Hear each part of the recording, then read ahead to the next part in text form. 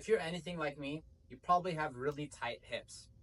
When I'm working with my clients, a lot of them ask me, they say, hey, what are some exercises and some stretches I can do to alleviate tight hips? Now, a lot of us probably know this. We probably know the butterfly stretch, we know the middle split, the front split, but sometimes it's hard to get to that point. And coming from someone who is pretty stiff too, I've gotten a lot better at it. I've improved it over time.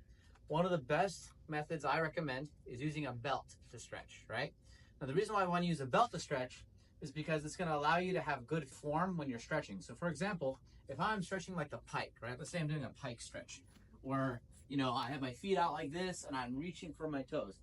You see, I'm kind of like curving my back like this, right? Ideally, you want to keep your back straight, just like this, right? So when you're using a belt, you can wrap it around your feet, right? Keep your feet together, roll your shoulders back, and then lean forward. Now, it's not going to be as impressive, right? You're not going to be like, oh, like this, right? And there's a time and place for that, right? There's guys like the knees over toes guy, going over that stuff. But ideally, you want to keep your back straight, and you want to be able to flex your shoulder blades back, because that way, when you're stretching, you're getting a more complete stretch, right? You're getting all of the muscles down here. And that's really good for like axe kicks, for round kicks, scissor kicks. So you want to be able to do that. So what I recommend doing is you find a good position, right? You hold it like this, you roll your shoulder blades back, and then you slowly lean forward, right? I'll hold it for about 30 seconds, right? 30 seconds here. Now, once you have that position, right, then I would let go and then put your hands down and try to keep that, and then keep that form, try to keep that technique. Now, you notice my shoulder curved, right? So that means I have to do it again, find a good position, pull myself forward, come here, right? And try to hold it there. And then try to slowly go down and slowly go further, right?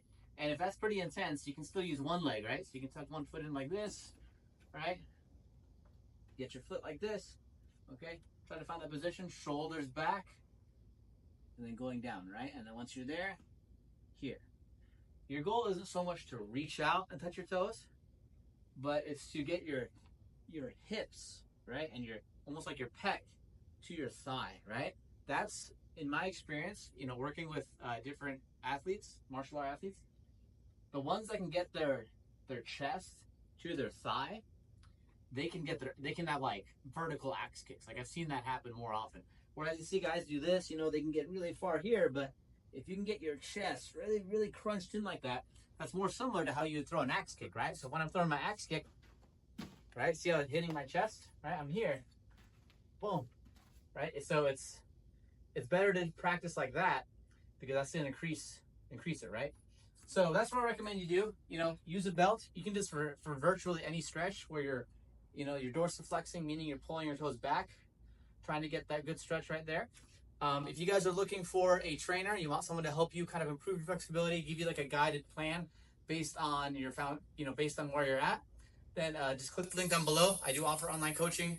You guys can check it out. Hope you guys have a wonderful rest of your day. Vivo Cristo Rey. God bless. See you all later.